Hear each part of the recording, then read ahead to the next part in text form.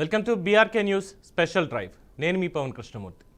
ఆయన ఒక ఉద్యమ కెరటం. తెలంగాణ హక్కుల కోసం పేగులు తెగేలా పోరాడాడు. అందరినీ కలుపుకుపోయి అందరివాడయ్యాడు.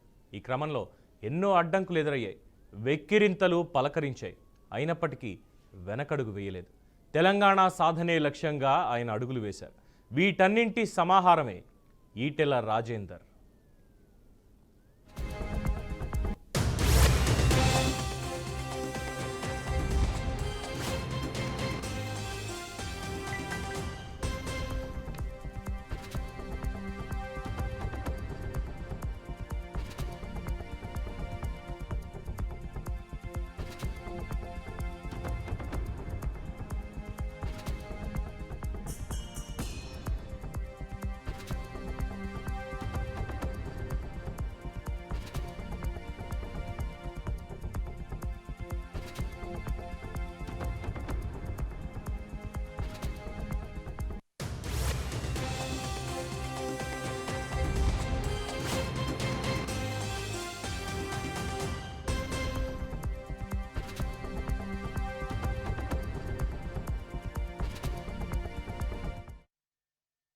తెలంగాణ రాష్ట్రమంతా సుపరిచితమైన పేరు ఈటెల రాజేందర్. ఒక బీసీగా ముఖ్యమంత్రి స్థాయికి ఎదిగిన వ్యక్తి. తెలంగాణ రాష్ట్రంలో ఒక్క బీసీ కూడా ముఖ్యమంత్రి అవ్వగలరు అనే నమ్మకం తెచ్చిన అరుదైన నేతల్లో ఒకరు ఆయన. 80% బడుగు బలహీన వర్గాలు ఉన్న తెలంగాణలో ఆ వర్గాలకి బలమైన నాయకుడు ఈటెల రాజేందర్.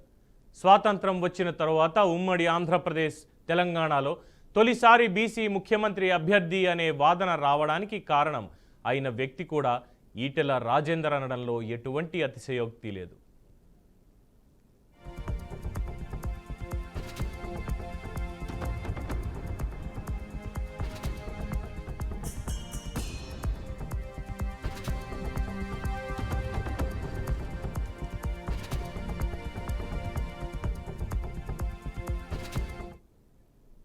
తెలంగాణ ఉద్యమకారునిగా అలుపెరుగని పోరాటం చేసిన యోధుడాయన.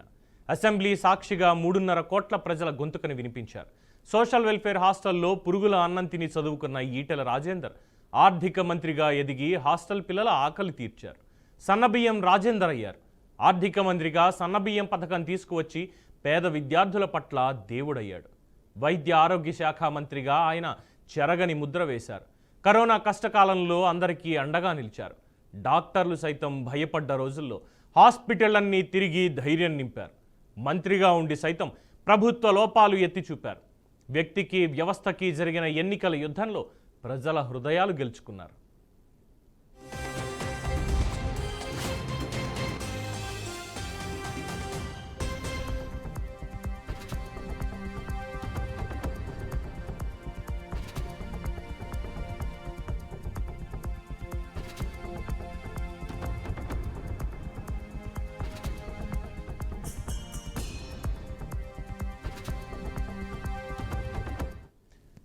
రెండు 2014-18 మధ్యకాలంలో మంత్రిగా ఉన్న సమయంలో ఆయన తీసుకున్న నిర్ణయాలు ఎప్పటికీ చిరస్థాయిగా ఉంటాయి.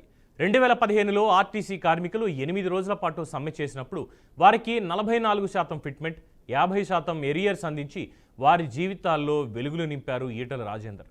2018లో ఆర్టీసీ కార్మికులు సమ్మె నోటీస్ ఇచ్చినప్పుడు వారికి 16% ఐఆర్ ఇప్పించడంలో కీలక పాత్ర పోషించారు.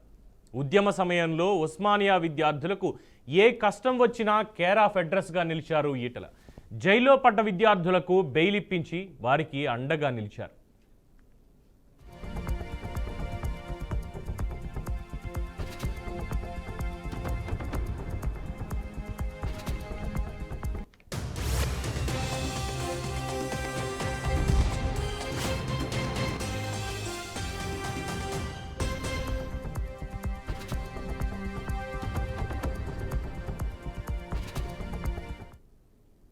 ప్రార్థించే పెదవుల కన్నా సాయం చేసే చేతిలో మిన్నా అన్నట్లుగా మనవాడా, పరాయివాడా, పార్టీవాడా, ఇతర పార్టీవాడా అని చూడకుండా ఆపన్నహస్తం ఇచ్చే నేతల్లో ఒకరు ఈటెల రాజేందర్. కులాలకు, మతాలకు, ప్రాంతాలకు అతీతంగా తనను ఆశ్రయించిన ప్రతి ఒక్కరికి చేయూత అందించారు. అదే ఆయన ఆభరణం. కష్టాల్లో ఉండి వచ్చిన వారికి అన్నం పెట్టి మానసిక బలం అందించారు. సమస్యను పరిష్కరించి ఆపదలో ఉన్న వారికి ఆప్త మిత్రుడిగా నిలిచారు. అందుకే తెలంగాణలో ఎవరిని కదిలించినా మన రాజేందర్ అన్న అని పిలుచుకుంటారు సగర్వంగా.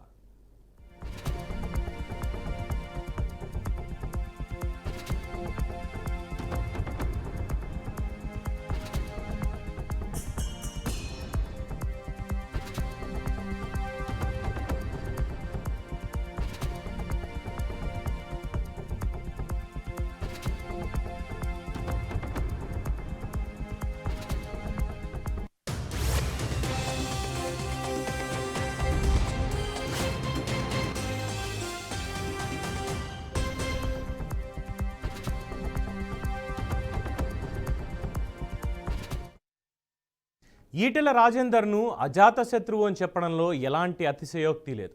మేలు చేయడం తప్ప కీడు చేయడం ఎరుగని మానవతావాది ఆయన. కల్మషం లేని వ్యక్తిత్వం, చెరగని చిరునవ్వు, అందరినీ అభిమానించే అరుదైన వ్యక్తిత్వం, అభివృద్ధి కోసం నిరంతరం శ్రమించే నైజం ఈటెల సొంతం. తెలంగాణ రాష్ట్రంలో బలహీన వర్గాలలో బలమైన సామాజిక వర్గమైన ముదిరాజ్ కులానికి చెందిన రాజేందర్ బలమైన రెడ్డి సామాజిక వర్గానికి చెందిన జమునారెడ్డిని వివాహం చేసుకున్నారు. ఈటెల బలం ఆయన కుటుంబం. అర్ధాంగి అనే మాటకు నిలువెత్తు రూపం జమున. ఎన్నికల ప్రచారంలో నియోజకవర్గంలో ఉన్న ప్రతి ఇంటిని పలకరించారు శ్రీమతి జమున. ఈటెల అందుబాటులో లేనప్పుడు నియోజకవర్గంలో జరిగే పెళ్లిళ్లకు, ఇతర అన్ని కార్యక్రమాలకు హాజరై ఆయన లేని లోటుని పూడుస్తున్నారు. కొడుకు నితిన్ పౌల్ట్రీ వ్యాపారం చూసుకుంటున్నారు. కూతురు నీత డాక్టర్గా రోగులకి సేవలు అందిస్తున్నారు.